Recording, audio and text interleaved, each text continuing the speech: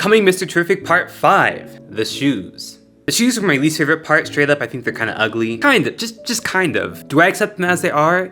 Absolutely. During the planning process, all I really had to go off of was my memory, which was not great, of the movie, and then some old Facebook photos that were posted from the set in 2024. And on top of that, it's shockingly difficult to just find plain white shoes, like just a shoe, like no Adidas design, no generic brand design, just shoe. I ended up finding some Pumas that were on sale, and I got the Pumas because they kind of matched the overall shape and feel of Mr. Terrific's shoes. I saw a lot of high tops and Jordans being used for Mr. Terrific, whether it's from a company making a cosplay, artist, or other cosplayers, which I think is fine. I just observed that he didn't really wear that type of shoe, and I thought would fit his character more since he is an ex-Olympian. Downside to the Puma shoe is that they had so many different levels and textures and lines to it. So following the theme of the jacket, I used the innate design of the shoe as the basis for how I blocked the colors. It wasn't just a one-to-one recreation. And as always, before I started painting, I cleaned everything off with the Angelus deglazer or acetone, and then I used black and red Angelus dye to do a majority of the painting. And at this point, I started to have a lot of experience using the masking fluid as well as the painter's tape for masking, and I changed which one I was using depending on what I needed. So I found that painter's tape is really great for creating nice curves and sectioning areas off, as well as stopping any paint or dye from dripping on top. It can create a nice barrier to make sure your shoe stays protected. On the other hand, masking fluid is really great for painting in areas, painting off sections, and also getting in between little creases. So both were helpful during this process. One issue I encountered was the different types of materials being used on the shoe. I believe this was listed as a leather shoe. That could have been my fault. A good chunk of the shoe is leather, but not all of it is leather. There's rubber and other materials.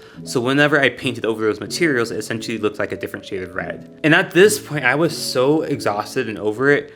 Old me, RJ before the leather jacket would have been like, oh no, it's inconsistent, everything's a different color. Tired me was like, dang, that sucks. Oh well, what am I supposed to do about it? I did go over some of those areas with red leather acrylic paint to darken and even out things, and it helps some. But at the end of the day, you're really not gonna get matching colors unless you just have totally different types of paint to compensate for the different material types. And as I was working on the shoe, I came across a video of a content creator who accidentally used mink oil in the process. I believe mink oil is only meant to seal and protect leather after you've painted on it. But because of this creator, I decided to try the method where you paint everything in a layer of mink oil, then you go in with your red dye, and as you're adding dye, it looks really bad at first. It looks really watery and like you made a mistake, but once you keep mixing and mixing, it becomes a very nice, smooth layer of dye versus really streaky. And then after that, you go over again with mink oil, which again, feels criminal. It feels oily and wet, but it turns out pretty smoothly. I definitely had a ton of mistakes, a lot of streaks, areas where I twitched and got paint somewhere, whatever. I tried my best to either dilute the area with acetone or paint over it with white acrylic paint. It made things lighter, which is better.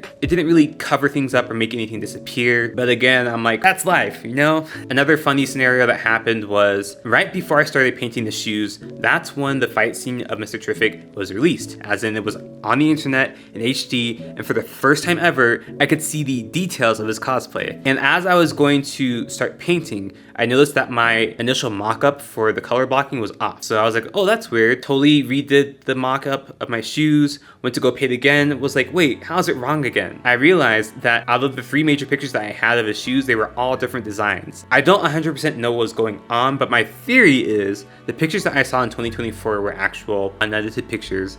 Then in the movie, as they were filming or whatever, VFX probably went in and redesigned the shoes or something like that. But also, in the middle of the fight scene, his shoes actually changed colors. Like, the bottom of his shoes changed colors, and that threw me off for a second. I'm guessing it was an editing error, but again, there's been no official statement, so we don't really know what's going on. But I'm just guessing from what I do know about VFX that mistakes can happen, whatever. I can't remember specifically which design I went with or if I blended things together, but I just remember being really confused for a moment and then realizing I'm not confused. Things are actually changing right in front of me. I did change a couple of things intentionally. I chose not to paint the bottom of the shoes because I'm starting to learn that leather, dye, and paint aren't like super permanent. Like, they can stain things, yes, but they can be completely removed from leather if you rub it hard enough. It can smear on anything, so it would be very silly of me to paint the bottom of my shoes where they're just gonna transfer onto whatever I step onto. I also decided to make the shoelaces crimson just because I felt like it made it pop, and it looked really nice in my opinion. After the con, there were some streaks, some smudges, but I'm not too mad about it. And it's really only the medial side of the shoes that I find to be ugly. I think the lateral side is really nice. But again, even though I sound like a hater, I'm happy with them. They get the job done.